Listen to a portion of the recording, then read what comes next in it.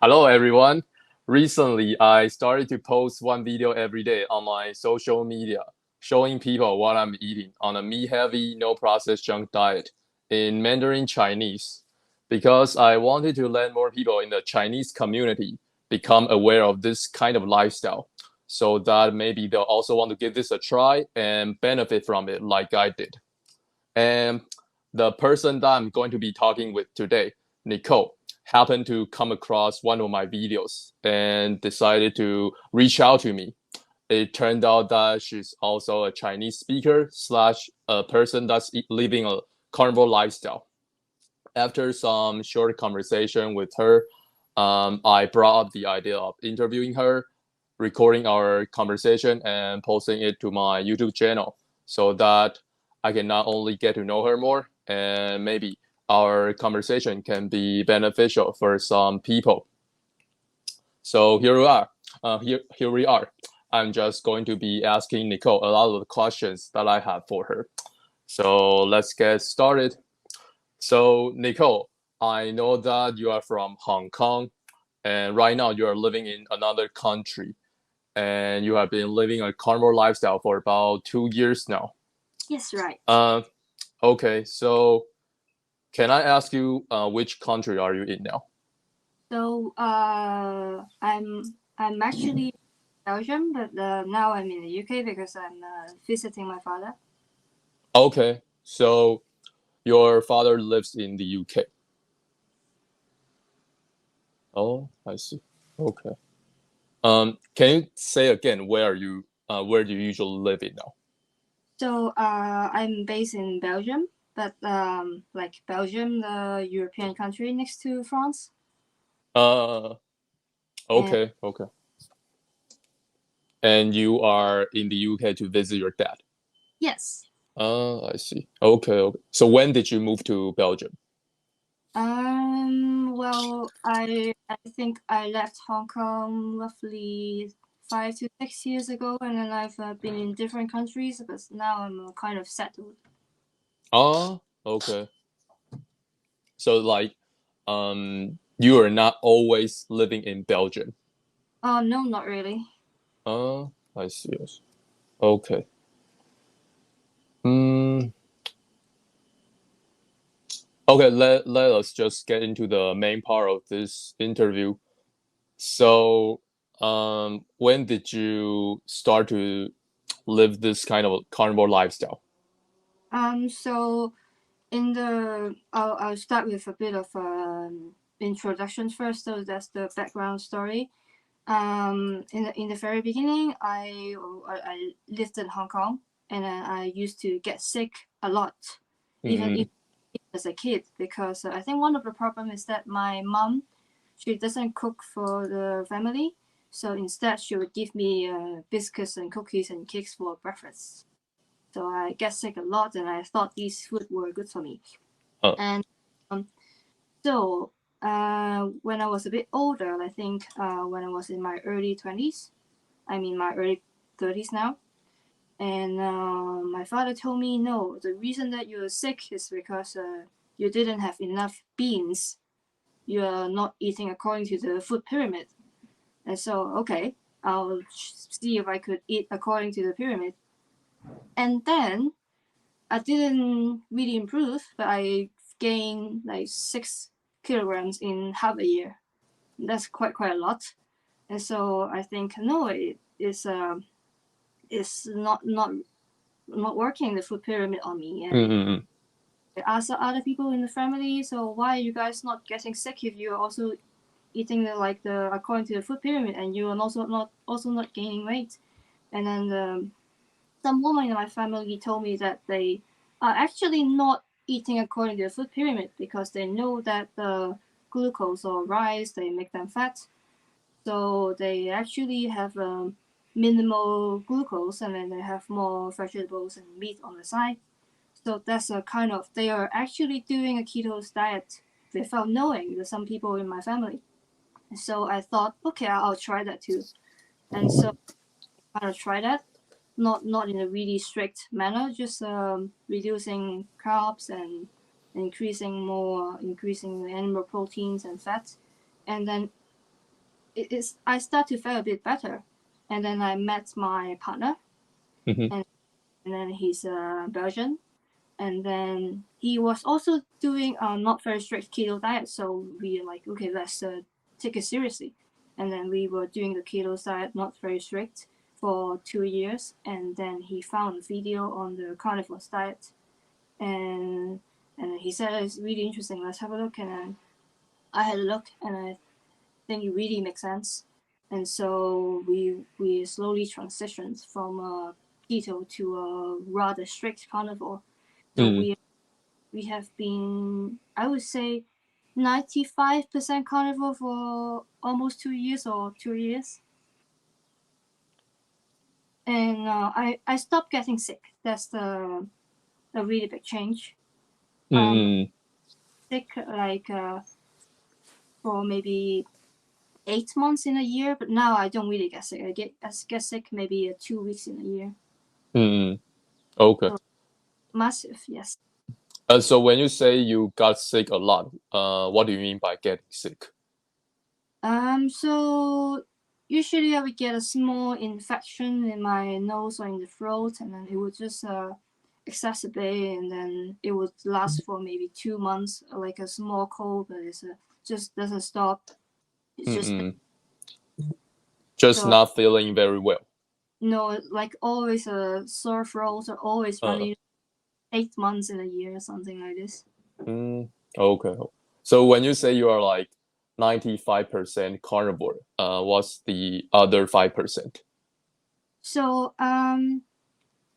sometimes we might have things like coffee or herbal teas, and sometimes occasionally we have snacks, but like it's like 10 grams of chocolate a day we have to snack, because we can't really have too much non-carnivore things in the diet. Once we've gotten used to the carnivore diet, it's just a bit too strong. Like um, if you have coffee or chocolate, there's caffeine in it, and when you're on a carnivore diet, your body can actually feel the caffeine, and the caffeine is actually something that the plant developed for to protect themselves from the predators or from the animals from eating them. So it's actually a toxin. And Mm, once you stop eating processed food, your body get more sensitive to caffeine. If just maybe a small sip of coffee or more chocolate, it could affect your sleep or affect your digestion, something like this. So we have a minimal snack or maybe some coffee mm, if we feel like. So that's about it. And mm, sometimes if go to like social gatherings, and then we really have no choice, and then we have to take a bit of a non-carnivore food, so that makes it 95%. oh, I see, I see. Okay. So it's like after you eliminated a lot of foods and doing carnivore for a while, you maybe the effects of other foods that make you feel is like more significant. Yes, but I would say is that you feel the before and after once Uh, you have. uh, uh, So yeah, I think it's quite. I think a lot of carnivore people they have experienced that too, especially with the brain fog, because uh, I'm still learning French, and when I was not on a normal diet, mm, uh, mm, but I couldn't remember anything in the class. But when I was on a carnivore diet, I could remember everything. Like I've heard it once, and then I could remember it. But then once mm, I start eating things like bread and other things, and then it comes back.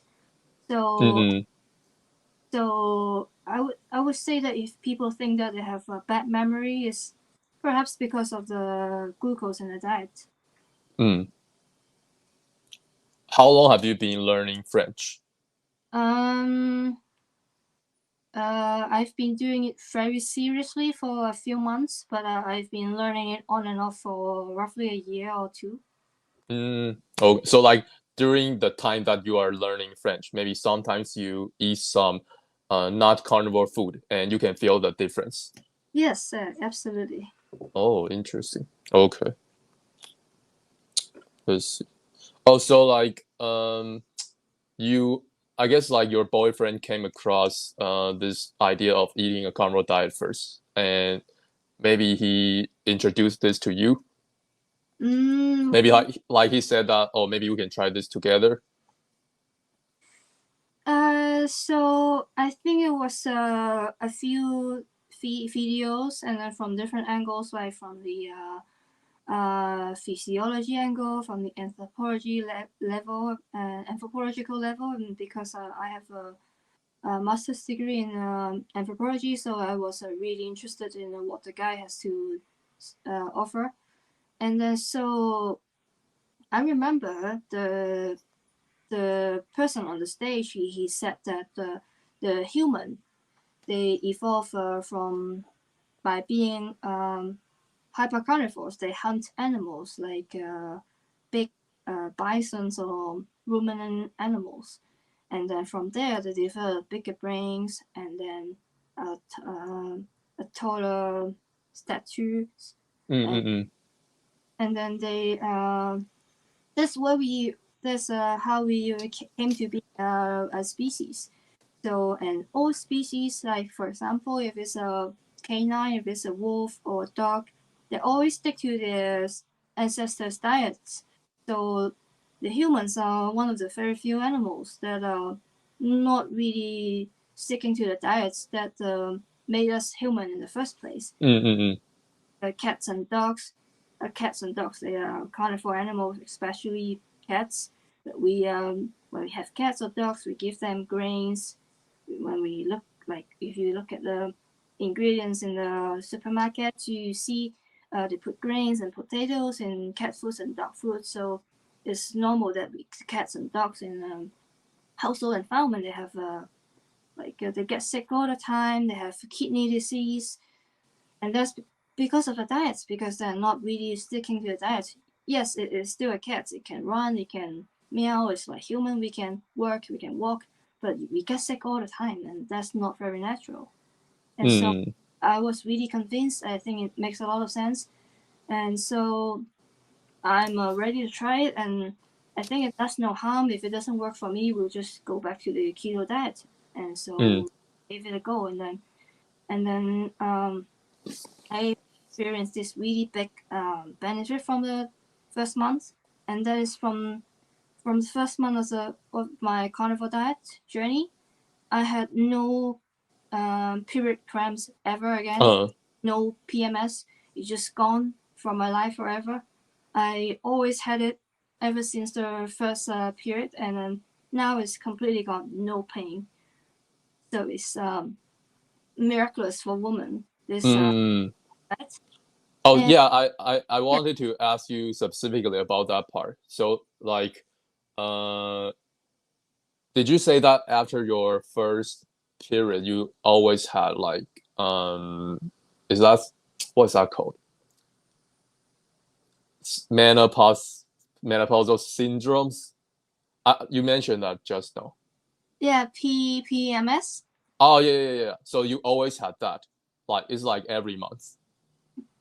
Not always, but like 80% of the time, you feel Uh, tired, you have more acne, and then you start feeling the cramps everywhere, and then the pain everywhere from the in the lower part of the body, and then you will see a lot of videos, like a lot of woman health coaches uh, or uh, woman yoga teachers. They would make videos on YouTube, and they say, "Oh, we have this exercise for you to do uh, if period cramps and and during your period, and then you do it, and then it would relieve your symptoms." But then now, mm, if you have to do it, that means you're already doing something wrong. So that means oh, that yes, yeah, maybe we are missing some micronutrients, and because uh, we didn't take enough red meat, for example, we took mm, high, so we cannot have enough red meat to keep our body function. So we feel the pain all the time, and the the educators, they will tell us it's normal to feel the period cramp on your period. uh, Humans experience it's part of a woman's experience. If you're a woman, you have it, but no, it's wrong. Is you have it because you're sick. Mm, Biggest realization I had on the carnivore diet. So that's really amazing. I'm really convinced that it works for me because my period is really regular. It's not painful. It's still coming every month. So I think for anyone who is suffering from the period cramps or PMS, at least give it a go. mm, okay. Mm, did it affect your quality of life a lot, having that kind of pain regularly?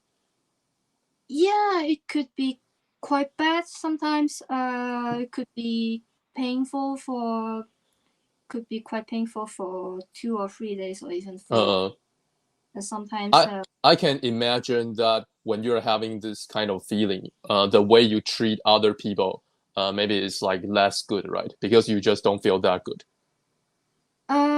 it's not really my case because I'm sometimes I could be worse than other women. I'll just lay on the bed and I couldn't do anything. I can't even talk. Oh, you don't even want to talk. Yeah, it's really Uh, feel really cold and then you're just on the bed like you mm, yeah every okay. month. I think this is very important.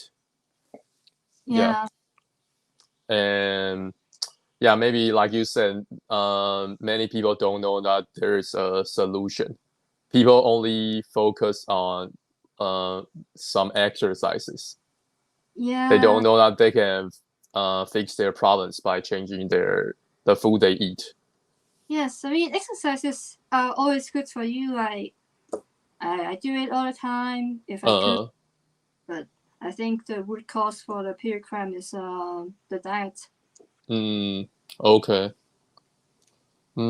Any other? So far, as far as I'm understanding, maybe you stop getting sick all the time and you stop having those cramps. Any Mm. other benefits?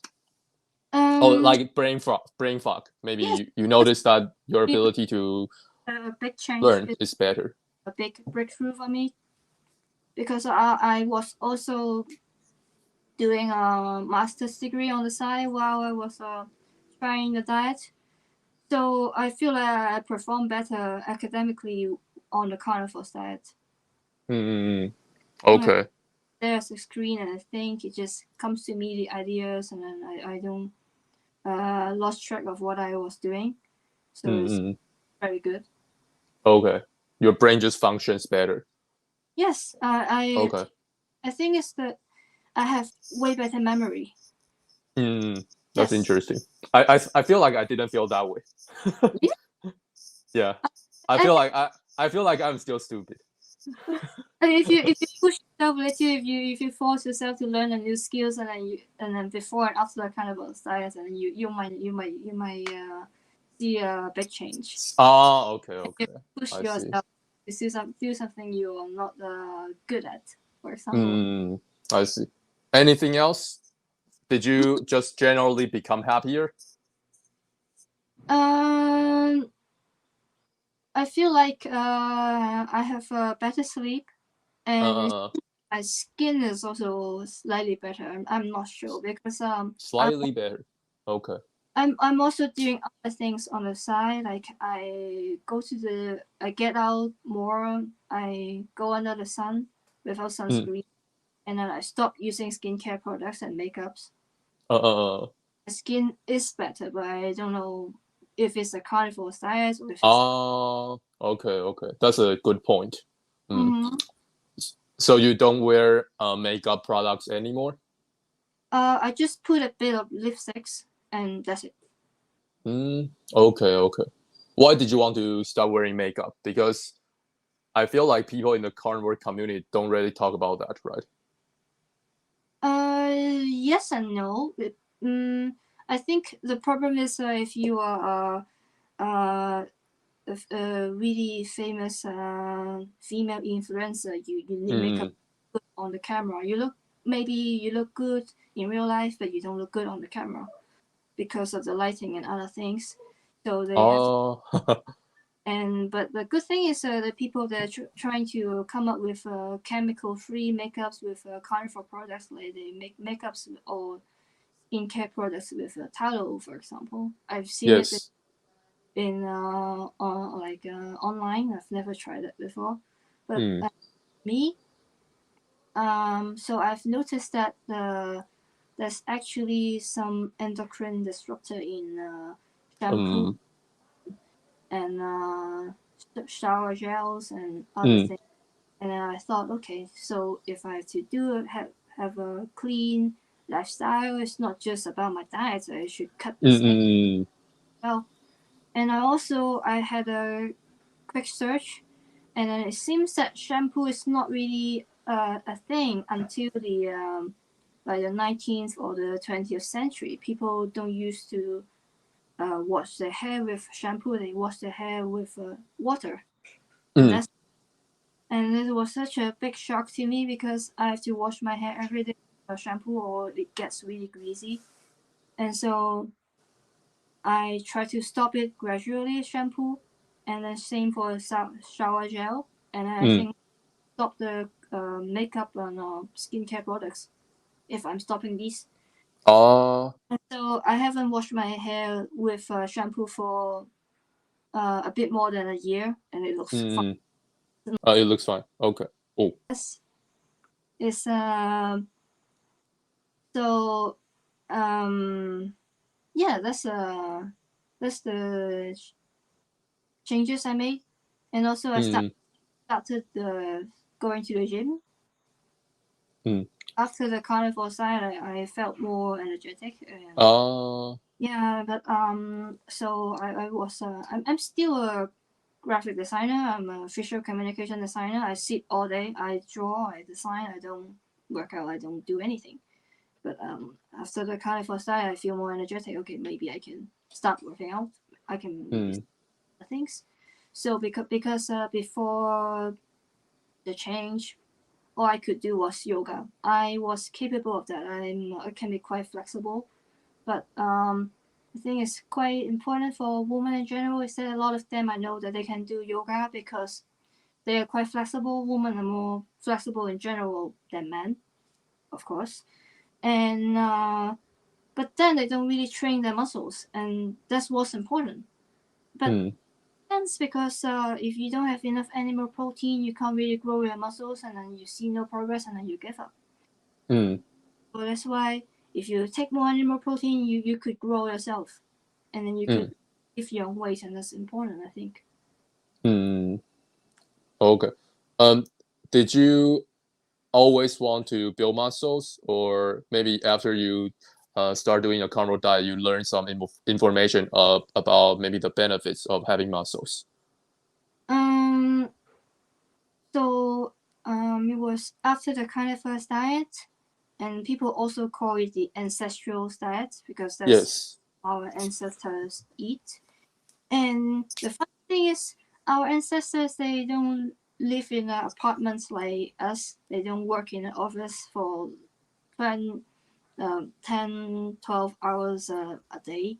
They have a lot of walk, and then they don't work out because if they hunt and they carry the animal back, they don't have to work out. It's already a workout.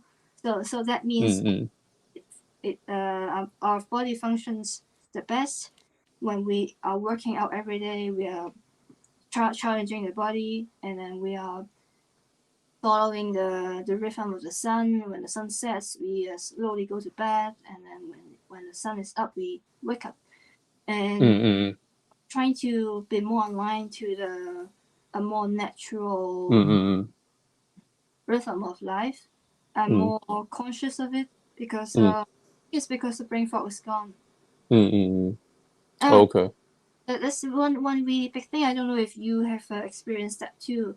Is that sugar is very addictive. Yeah, for sure. Yes, and it makes you happy. You have a chocolate or you have a candy and you're happy. Or if you have a sad kid and you give him a candy and then he's happy. Sure. And yeah. And so the thing is, if you stop having sugar, that's in bread or in rice or in anything that's not carnivore. If you stop having that, all of a sudden you see all of your life problems. You see, okay, I'm not doing enough here.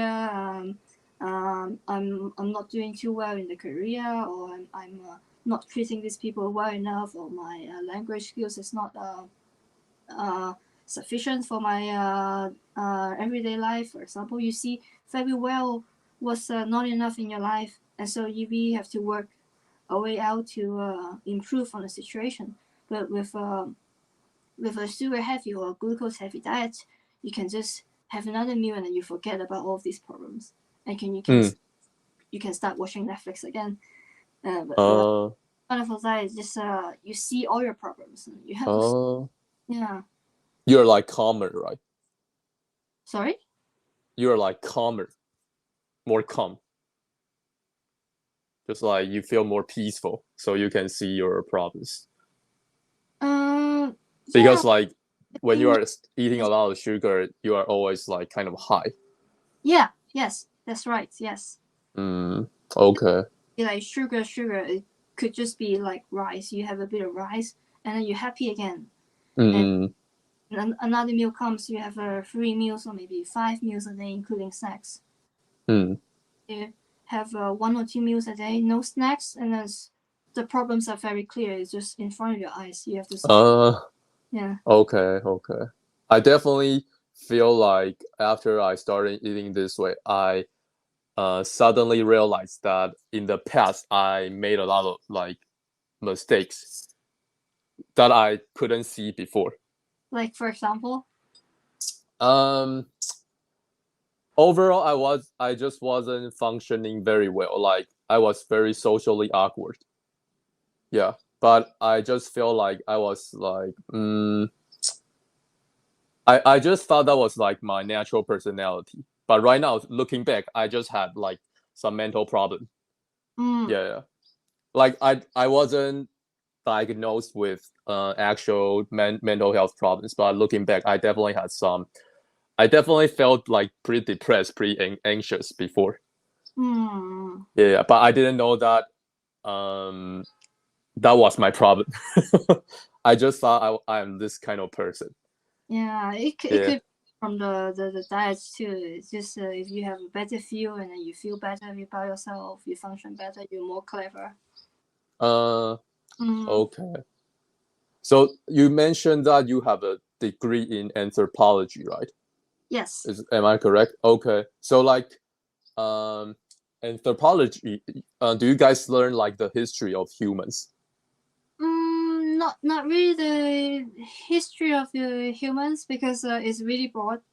We are focused on how do you say the human condition, we would say, like how this how the human society work, why some people believe in this, why some people believe in that, and why, because like for example, one really simple example is that why in some societies when you have an aunt you call her an aunt, but why in for example a Chinese society there are different types of aunts and you have to call her by the right name.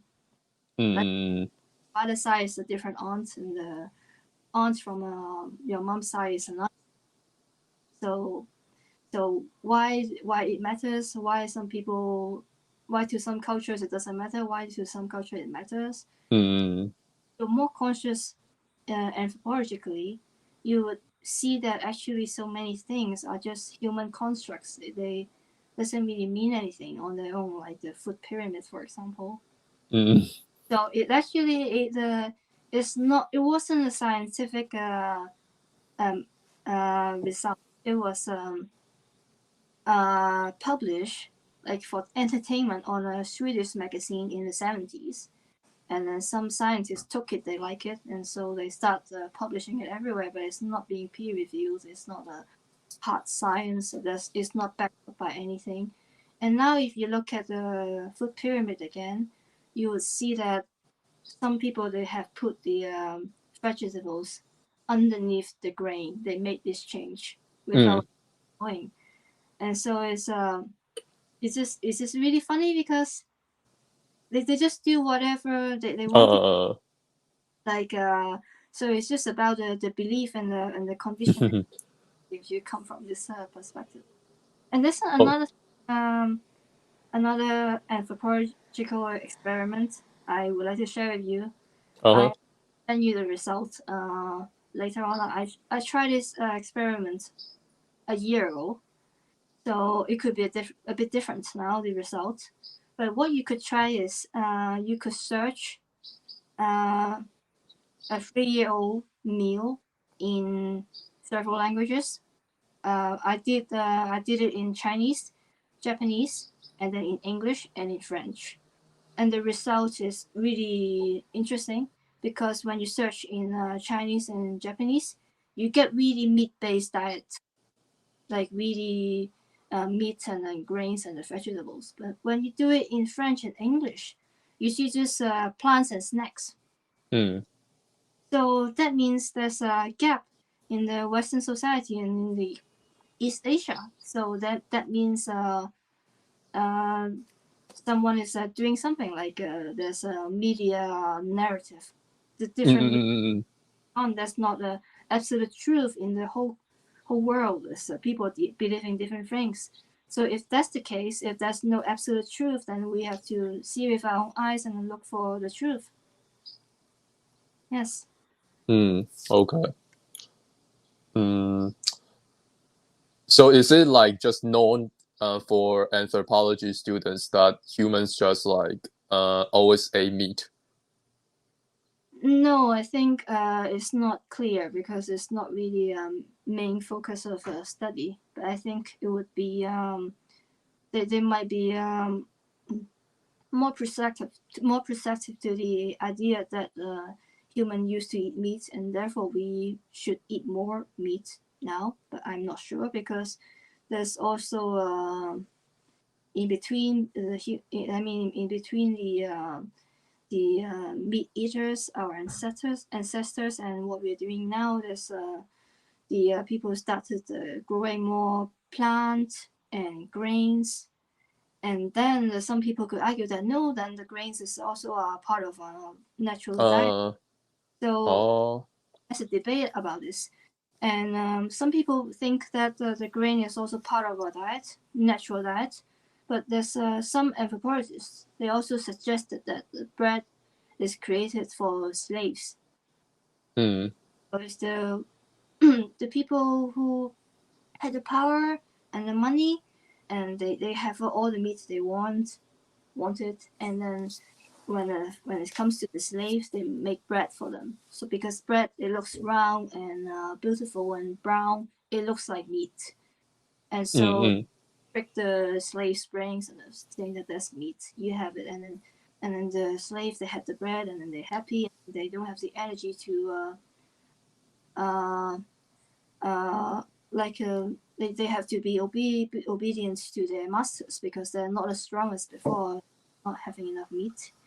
So mm, I believe that is also a trick to get the slaves more compliant. mm, And mm. so with the scenario with bread, and that's one theory. We don't really know for sure because we can't really travel back in time. We can just Yes. analyze. Mm, I see. And can you say again, like, did you hear a person talk about carnivore? I didn't really uh understand that part. Like, you mentioned that someone talked about carnivore and it made a lot of sense to you. Like, what information did you get? I forgot who that was, but Uh, seen quite a few videos, and in some videos there were professors or scholars uh, analyzing the situation in different aspects. I remember one of them was Paul Misen. I think oh, okay. he talked about cholesterol and then heart problems and then seed oil, and that was really interesting. And then another one was an anthropologist, but I forgot his name. And then Oh, okay. he described in a more historical perspective why humans Uh, eat, but not from a scientific perspective. So they're both very interesting. And uh, with Paul Mison, especially because I have a relative who's sick, and then he stopped following the doctor's advice that he should eat more grains. He had more meat, and he's getting better. So, and he's also Australian. So I don't know. I think there's something in the method that. You said who got better because following his advice. So I have a relative who lives in Australia. He's from cancer, and then he was eating grains and vegetables following the doctor's advice. Yes, for sure. And then he's getting so sick that he thought he might give up on his on the treatment and instead eat what he wants. So what meat is just pork mostly, and just pure roast pork, not even with seasonings, and then no rice, just roast pork, and then he's getting better. Okay, interesting. Yeah, it's very interesting. So it's like you got some information about carnivore, and all the information made sense to you.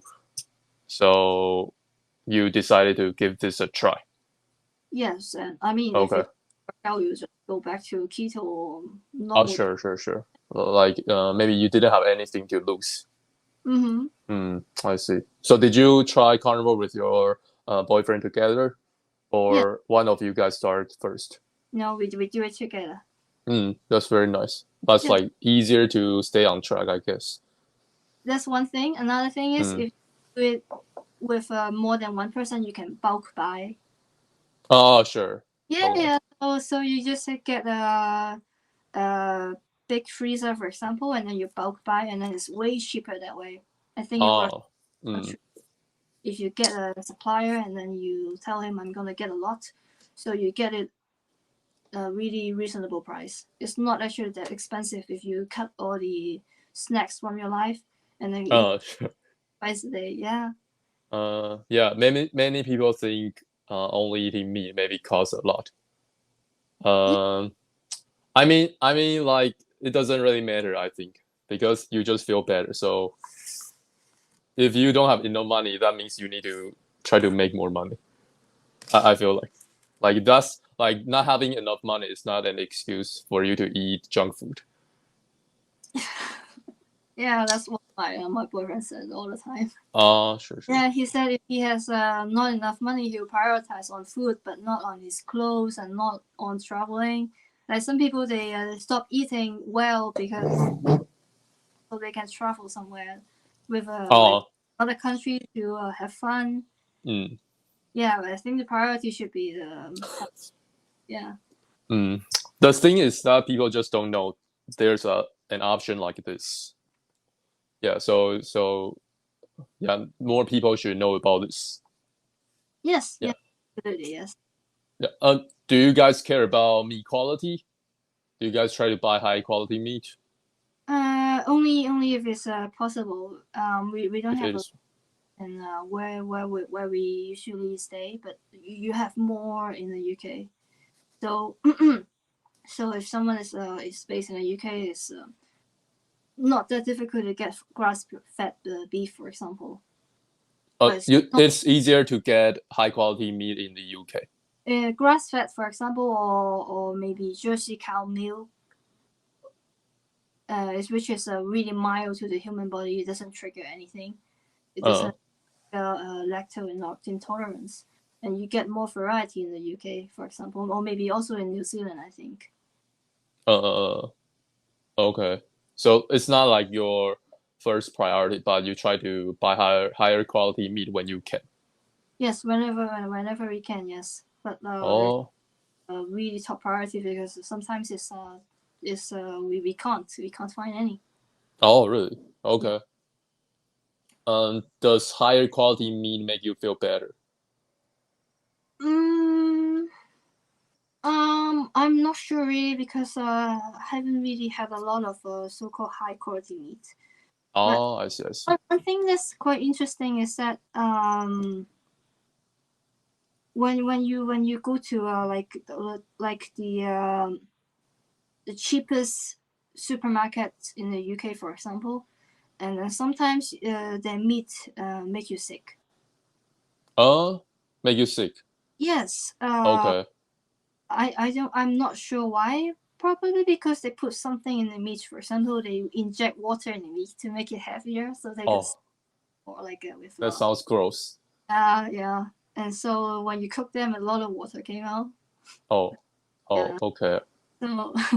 So yes, if I think if the meat is okay quality, then I'm fine. But it's really low, like with a lot of external water in it, then I'm not good at that. I see. It's a bit. Okay.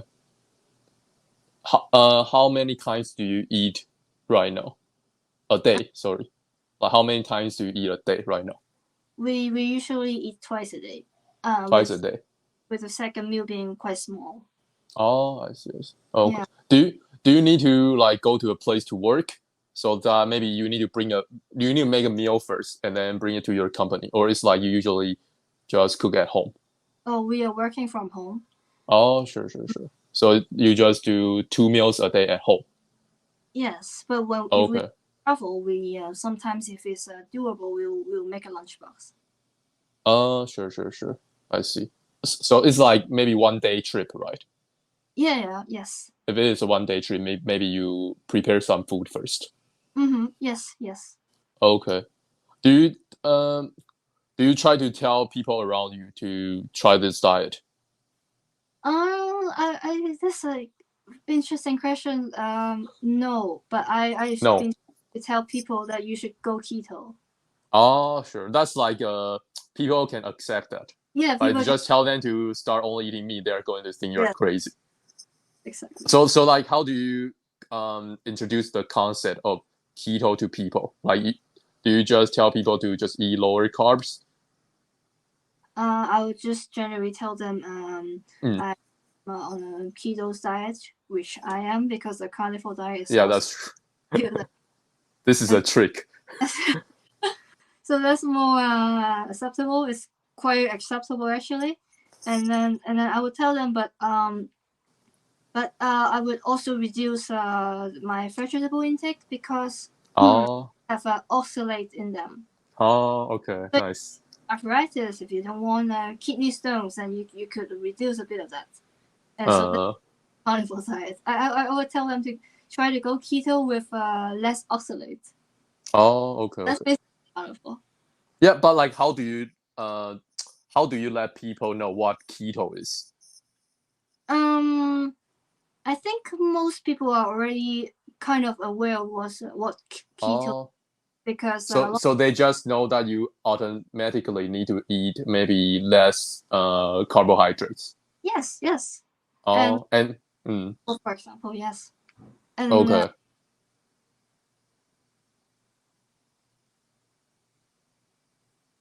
and so um because so I just tell them I'm on a keto diet and it's so far it's great and Oh, if like you want to lose weight and then you can mm, try that or if you feel like you're not feeling great maybe you can try that but sometimes the people come back to me and say okay your diet is good when can I stop.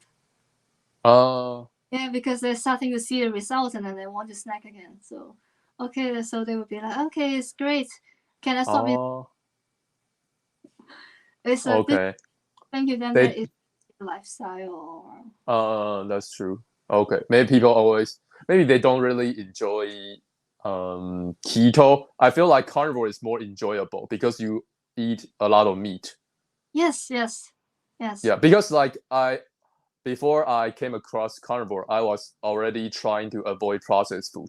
But at the time, I still had the idea of eating a lot of meat is bad for me, or like red meat is bad for me, fatty meat is bad for me. So at that time, I was just eating chicken breast and drinking soy milk, protein shakes, Oh, that's and I tried to avoid processed food, but it was very hard. I just didn't feel that good.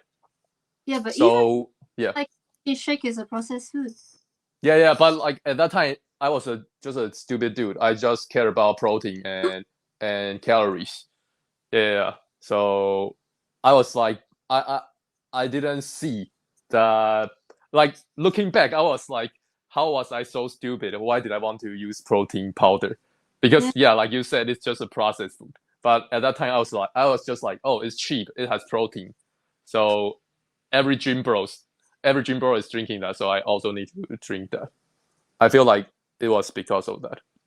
Yeah, like people, a lot of the times, people just focus on protein, eating protein, but they are not seeing that they are also eating a lot of junk at the same time.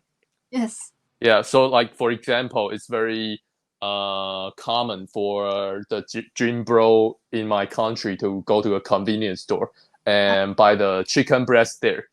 And because chicken breast, a normal piece of chicken breast tastes very bad, so they need to add a lot of things to make it taste good. Yeah. So Yeah. people still eat that, and they think they're doing a good thing to their body, but um, they just don't. I guess they just don't know better. Maybe it's not very good to say that, but yeah. Uh, let's see. So, okay, you guys just. Mm, do you guys eat out often? Sorry. Do you guys eat out often? Often? Yeah. Do you guys often eat out? Ah. So when I'm in the UK, I don't Yes. out because the restaurants are really bad. I think maybe Oh. you're aware of that because it has a reputation. The UK food are not very good. Oh, really? Okay. So you should avoid restaurants because they're quite bad. They're expensive, but they're not delicious. Uh. You Okay. So it's like you don't really have a reason to eat out. You prefer to cook your own food. you're really forced to cook your own food because the restaurant. Okay. And but if you're in a better country like in Belgium, then the food is good. But the thing is, Mm. really minimal meat in it. Oh, okay. So I'm from Hong Kong, and it turns out Hong Kong has the highest meat consumption per capita in the world. So we have way more meat in our restaurants than an average European restaurant. So I'm Mm. going to a restaurant and having so little meat in the plate. And Again, sorry. Can you say again? so so I grew up in a culture where we have a lot of meat on the plate in a restaurant. Oh, okay. And I moved to a European country, and then they don't really have a lot of meat Oh, okay. what they serve. So if it's a gathering, I'll go with them, and then I'll maybe take something small, and then I'll eat again at home. Oh, I see. So you would still like eat something with them, but you wouldn't eat too much. I'll maybe take something really small, and it's just meat, and then I'll have them, and then my boyfriend and I will maybe eat again at home. I see. I see. Oh But yeah, we I was yeah. go there ourselves. We'll just go there if someone wants us to be there. Mm. Okay. So you actually feel like the food in Hong Kong has more meat because I also know that people always say, "Oh, Hong Kong maybe the average lifespan there is like higher." Yeah, because they eat a lot of meat. So do you actually feel that way? Like you guys have more meat in your meals? I think that's because we have a very strong roast house culture. So like on every row, like every 10 meters, you see a roast house. I mean, it's a bit exaggerated, but that's the case. And then Uh. this you see roast chickens, roast duck, and roast pork, and then it's just meat. And So with that cultural background, it's simple that we eat a lot of meat because it's just everywhere. Even in fast, Oh, sure. they offer So, things because that's in the culture. So mm, so that's why when my relative he got sick, what he wanted was a roast pork because he's been having it for his whole life. uh, I see. Okay. Did you grow up getting the information that meat is bad for you? Yes, Maybe. yes, Okay. yes, absolutely. So, like, for example, red meat is bad. Too much meat is bad. Fatty meat is bad. You got all of this. I got red meat is bad for you when I was in the 20s, and then fat meat is bad for me when I was very young. Much meat is bad. I'm not sure about this one. Maybe not really this one. Okay. But Because like yeah, like I always liked eating meat, but I think when I was young, my parents just told me that if you eat too much meat, it's bad for you. So every time, sometimes I lose control and I eat a lot of meat, and I feel very guilty because I just thought, oh, maybe I'm doing something very bad to my body. Yeah, oh, especially when you are eating a lot of meat and you are not eating some vegetables or a lot of vegetables, you feel more guilty. Yeah. yeah. Oh my god, that's bad. It's like a lion eating meat and then feeling guilty after eating meat. Oh It's yeah, you're right. You're right. Like it's kind of sad. yeah. Yeah. And I also had to force myself to eat vegetables. Yes. I never liked eating vegetables, but I had to force myself because like it was kind of like if you don't eat vegetables, you're going to explode or something. So yeah, like I never wanted to eat vegetables, but I still ate vegetables probably every day. Yeah, because like if you go 2 days without vegetables, you're probably going to think you're going to die or something very quickly. Yeah. Is that a Just joke? Like a actual belief in the family? no. It's like just it's too normal to eat vegetables. Uh, So you automatically know that or believe you automatically believe that if you don't eat vegetables every day, bad things are going to happen to you. yeah, the thing they would have, they would be constipated. The people. Uh, yeah. That's a big one too. And also, um, I always got the idea that you should eat more vegetables and less meat to do good things for the planet.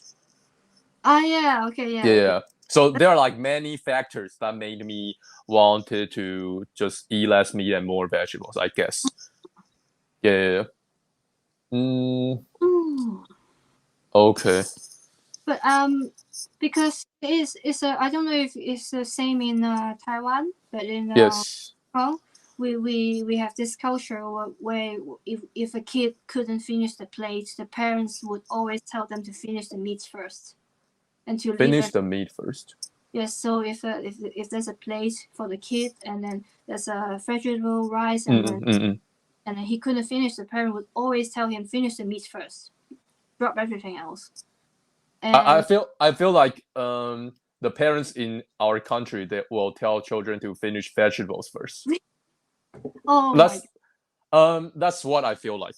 Yeah. god. I don't think people really think eating meat is good. Uh, Yeah.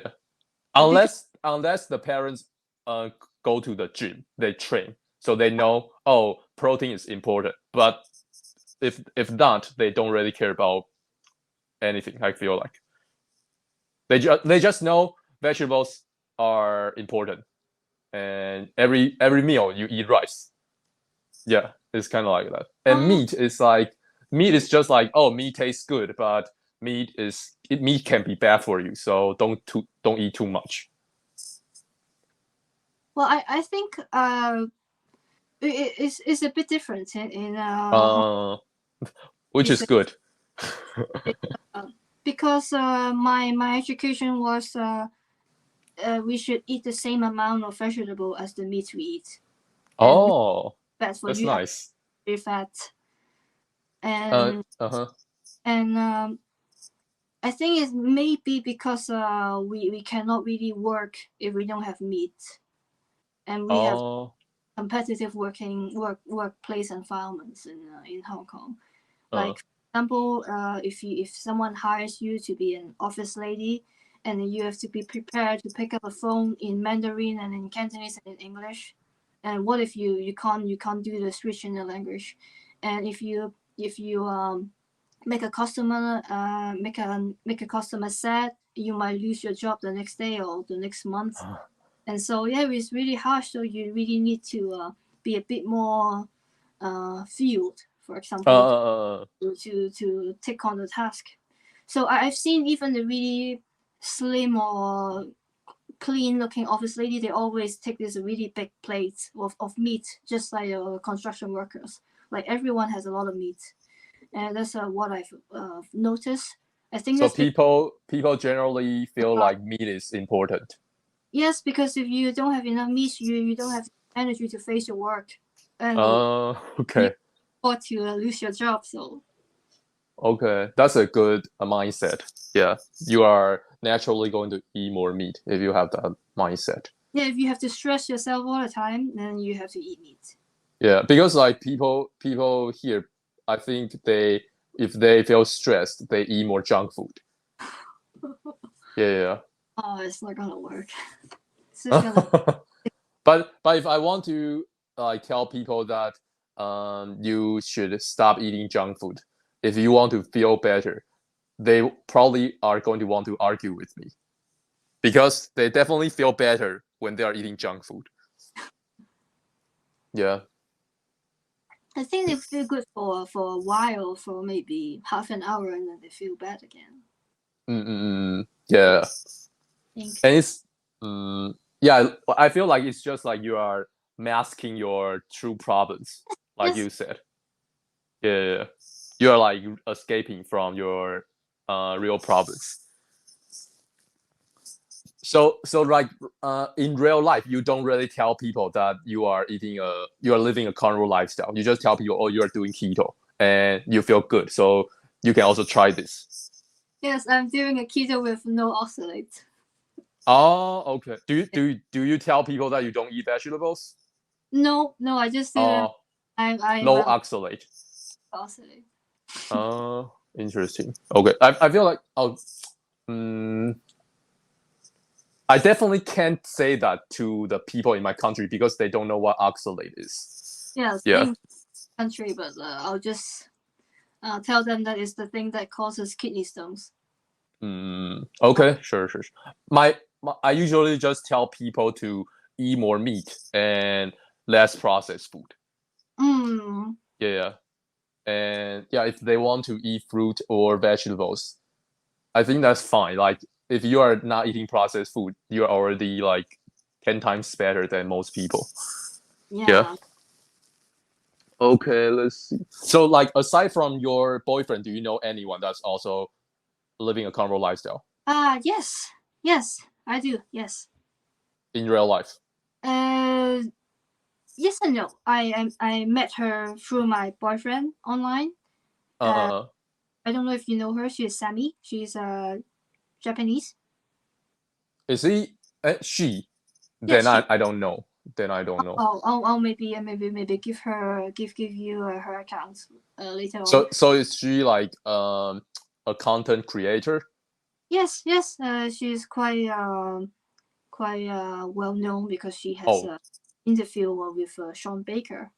oh, I didn't know that. Okay. She was a personal. She was offering a personal coaching services. So I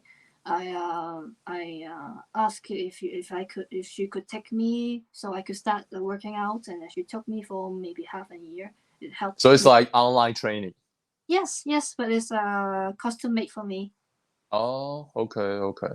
So she's a carnivore, and then she has stage 4 cancer, I think, and she's trying Uh, to her situation with the carnivore's diet and then working out. oh, okay. Yeah. So like, did she reverse her cancer? I'm not sure how she's doing, but she's controlling it really well.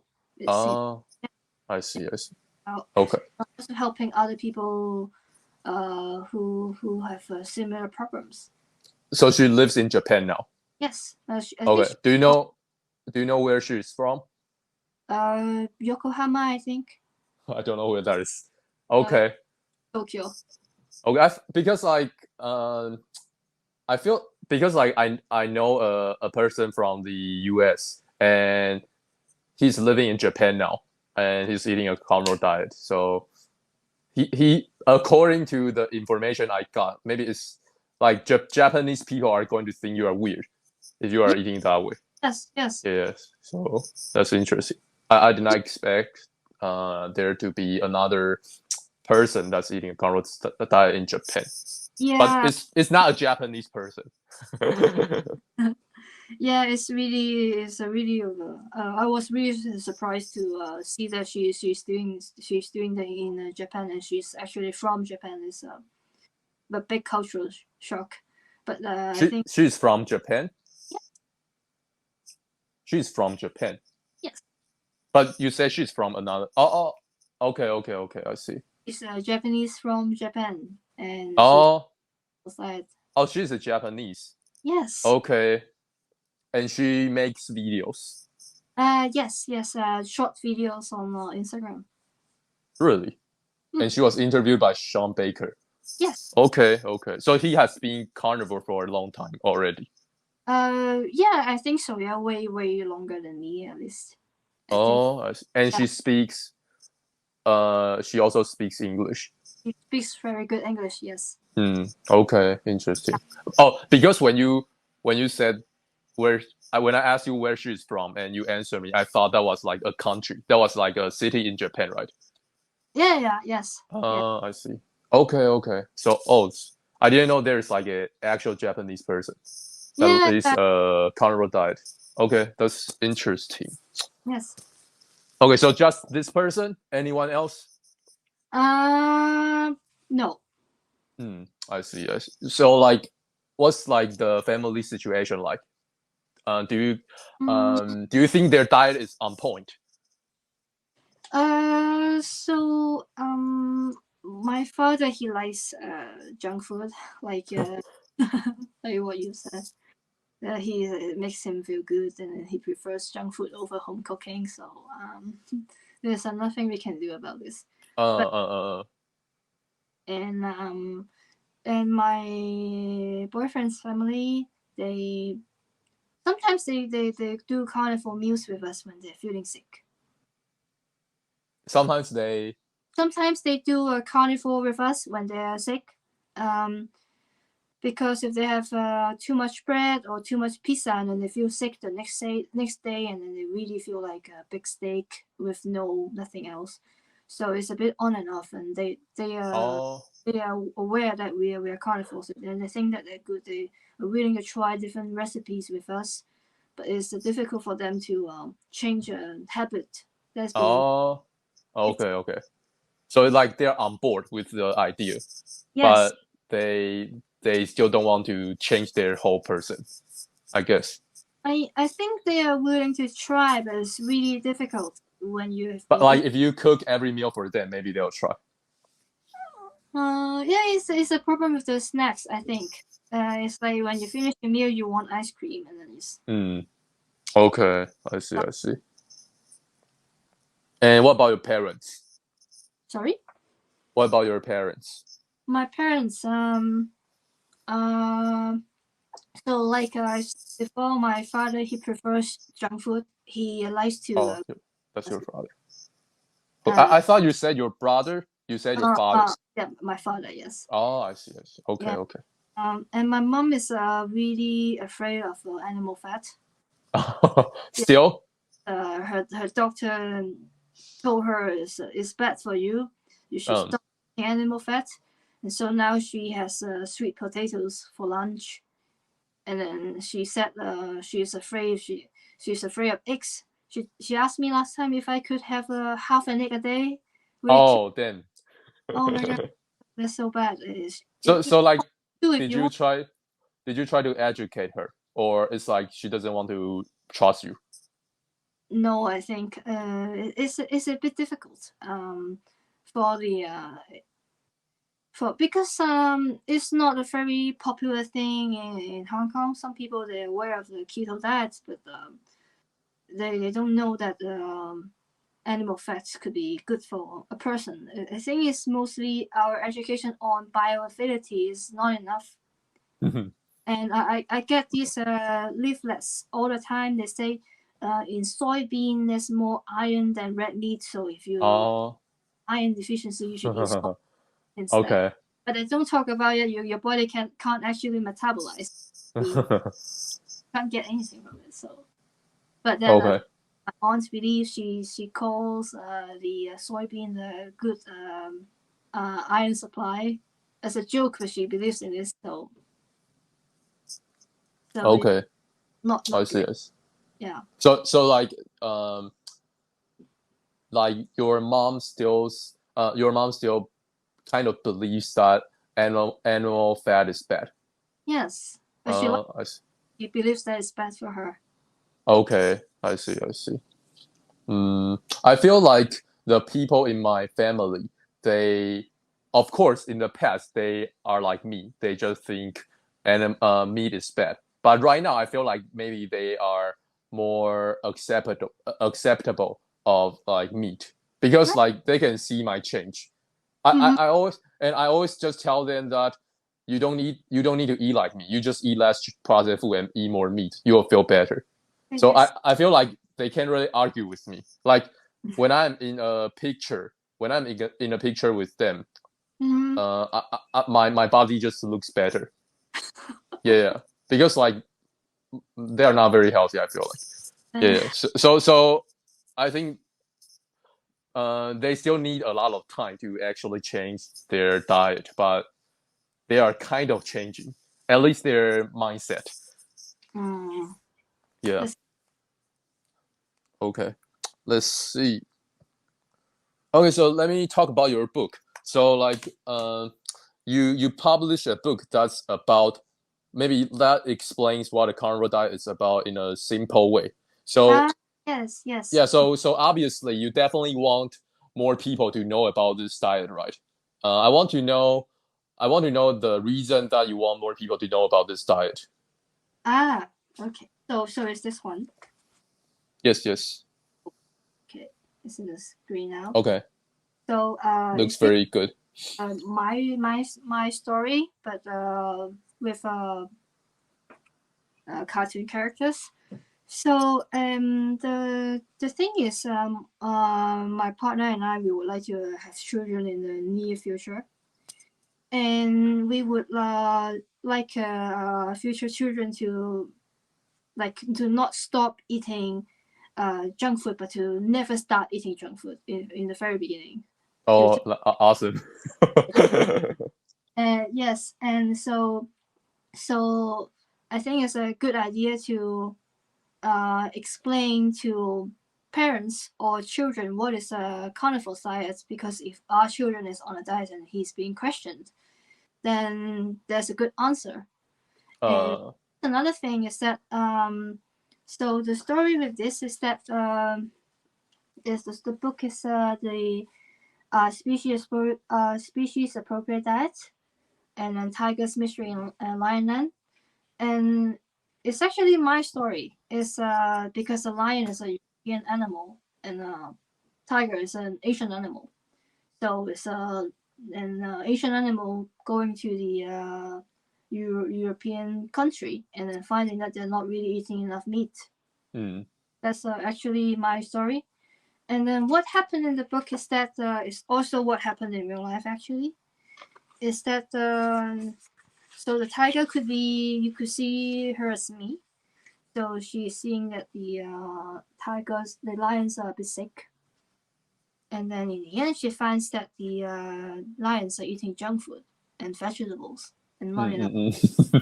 Yes, because that came from a day where I spent a time with my partner's godson, and then we were spending time with godson's family actually. So the mother of the godson was eating a plate of like chicken and then some vegetable on the side, and then she finished the vegetables, and then with half a piece of chicken on the plate, and then she asked the waitress to take the plate away.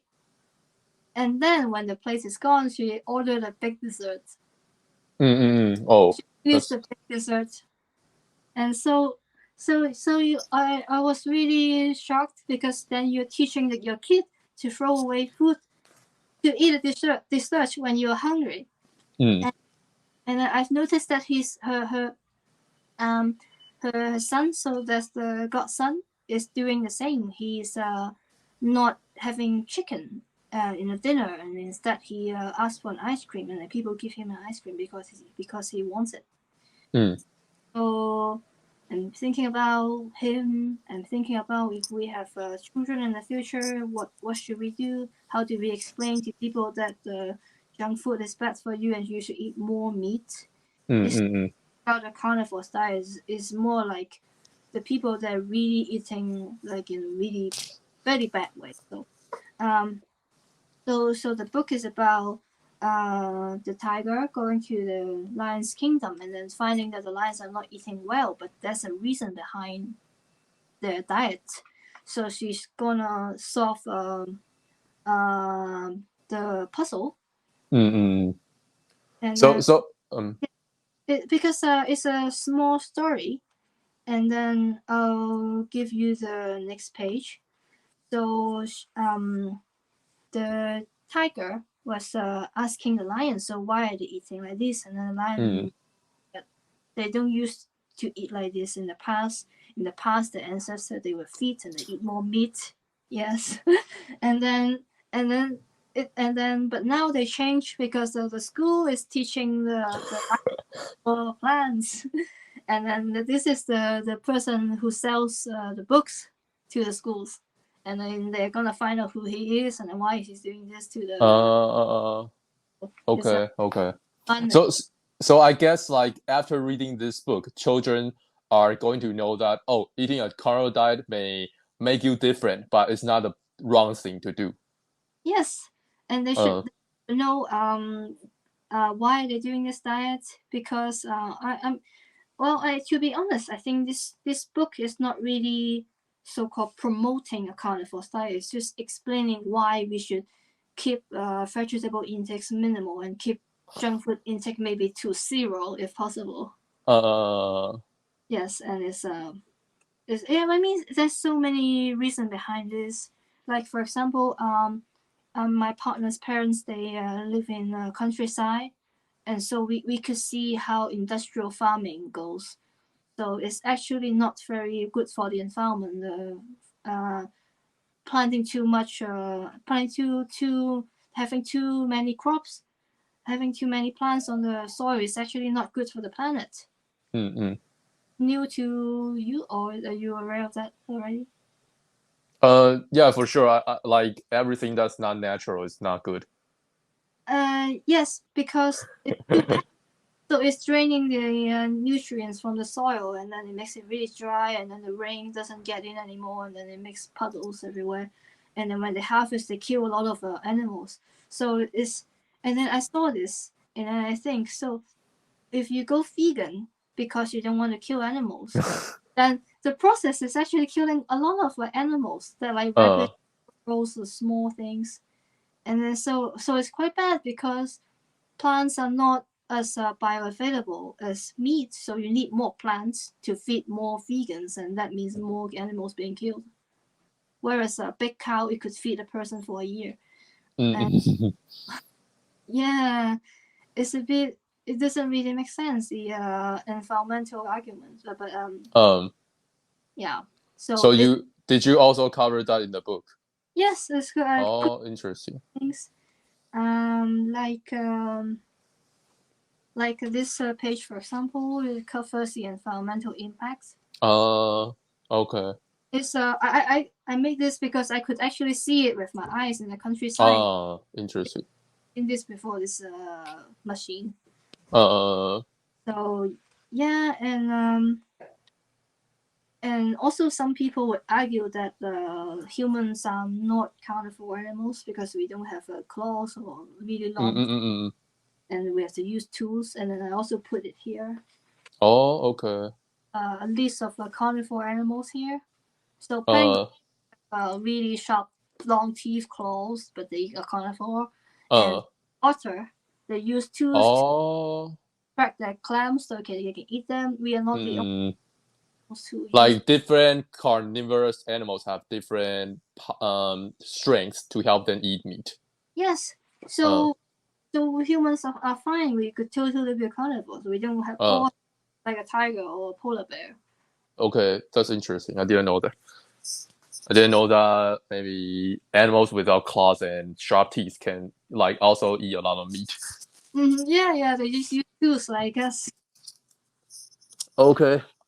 So it's like this is like a tool book to maybe this is like in the book you can get some useful information um to maybe feel more grounded, feel more confident that this is a good way of eating.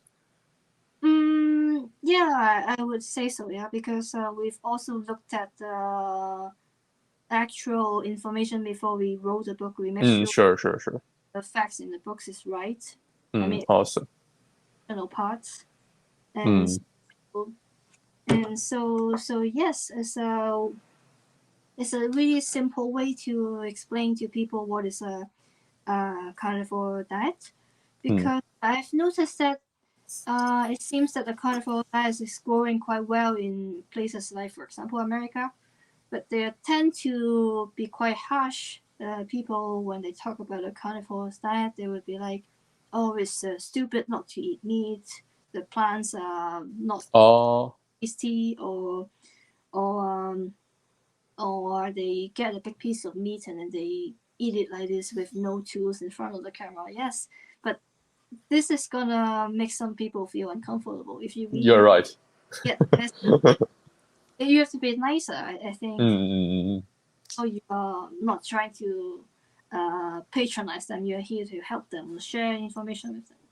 So I'm thinking, is there a way to make the whole thing a bit more diplomatic? Or because of the vegans that are doing this all the time, they have really good documentaries with nice tones, and then they have good books. But the carnivore diets that they just when they start talking, it's either very harsh or very informative. That is nowhere for me to understand. Okay. Talk about cholesterol.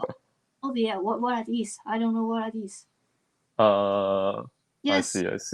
So this is the book is a easy way, so even a 5-year-old could understand why a carnivore diet. Okay, that's good. I think we are coming to an end. Do you have a favorite carnivore influencer? It can be a YouTuber or Instagrammer. Yes, I actually do. So other than Sammy, because I like her because I know her. Another person that I watch a lot of his videos is Bot K. I don't know if you know him. Oh, I know. Yes. He's kind of like angry. Yes, but he's very informative. Oh, I see. He has an online course.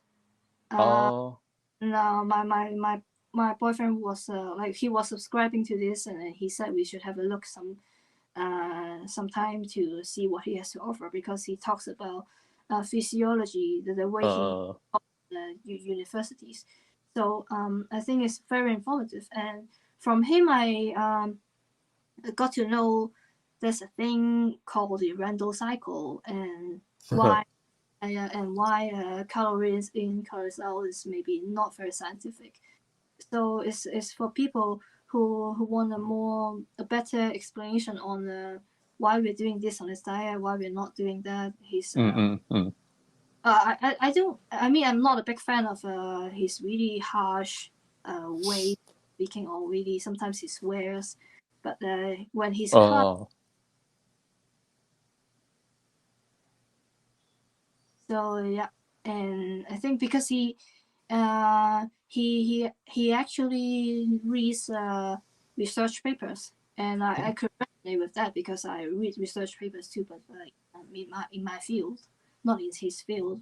So also teaches people how to read the scientific paper on their own, so we don't get fooled by things.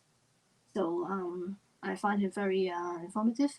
But I think anyone who's letting more people know what is a carnivore diet is they're doing a service. So respect all people who are doing that, and YouTube, because you're the first one in Taiwan, maybe the first and only one for now. I hope so. More people will come and join you. Sorry, what did you say? The said, connection was a little bit bad. Sorry. So I said, like you are the first and only one in Taiwan, but hopefully Maybe.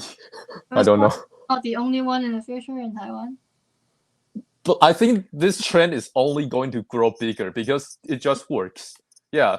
So so what else are you going to do? Like, because people who don't follow this trend, they are going to not feel their best. So at one point, they need to start following this trend. I feel like.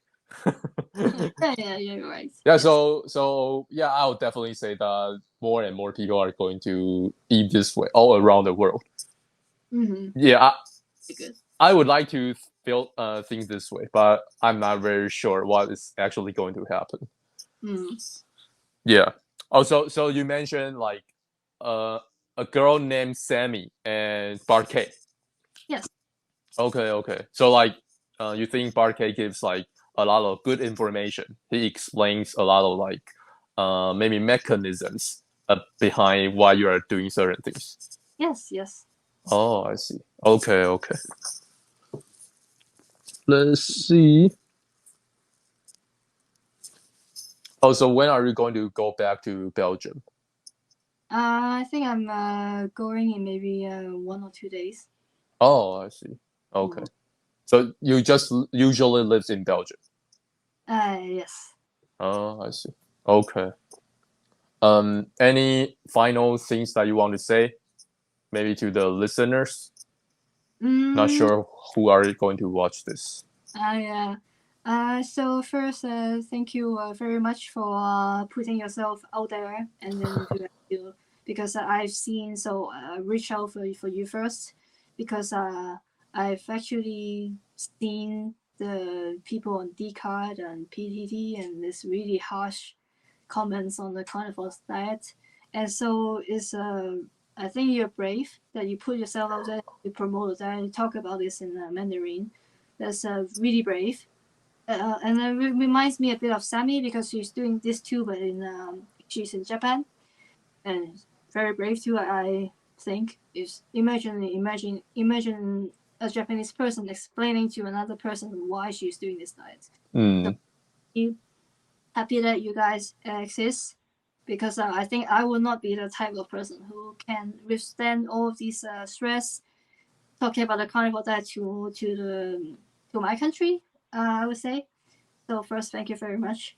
And second is that for the people who are listening, who are not carnivores or who would like to try, um, remember there's nothing to lose if you try. And if you are really going to try, there's two tips that you should remember so you don't fail doing this. The first thing is you do it gradually. You don't just cut everything at once because your body it can't take it. You just maybe do 80% meat and then 20% vegetables and then slowly decrease. Do it in in a month maybe. You don't mm, cut in a day and then your body could get sick. I mean, contrary to a common belief that you would be constipated. A lot of people actually get diarrhea when they do this, when they cut all of the vegetables from the diet. And so that's one tip for people who would like to try to do it slowly. Don't just do it like this. And another thing is that for people who wants to try, please get enough animal fat because the mistake a lot of people make is that they have really lean meat, then you are having animal proteins but not having animal fat. And sometimes when the piece is not fatty enough, you might have to get more tallows or ghee or butter. Just make sure the animal fat is enough. And if not, you could feel sleepy again, or you could have other problems. But if you, as long as you're respecting the animal fat intake and then respecting the fact that you have to do it slowly, I don't see why it wouldn't work for someone. So yeah, so that's also my message to the because I know some people they are trying carnivores for fun and some YouTubers they do carnivore for maybe a week or two and then to see how it goes, but they're actually doing it not right, so it doesn't work for them. mm, So just want to clarify one thing is that if you are trying to do carnivore, you do it respecting these two principles. mm, Same for my hair too, because we call it the no poo movement. So you stop using shampoo on your hair, but you can't do it just like that. You have to let your hair get used to it. You start in winter, and then you wash your hair with water. Some people, when they start in the summer, and then they don't wash their hair at all, not even with water, and so it doesn't work for them. And so I want to remind people is that whenever you try something new on your body, you give it time, and then you do it slowly, and then you see how people do it before, and then you do it. You just don't just jump into something new. That's what I want to say, because if you try something new and it doesn't work for you, it might be a bad first impression, and then you would stop from there. And so make sure the first impression is good, is fun, so it works well, and then you see the actual impact, and then you decide if you want to keep it or not. So that's what I want to say to the people watching. Oh, okay. Oh, I think those are some pretty nice tips. Mm. Okay, so yeah, I guess I'll just end our conversation here. Yeah, thank you for your time, Nicole. I hope you have a good rest of your day. Mm. Yeah, Yeah. I'll just stop recording.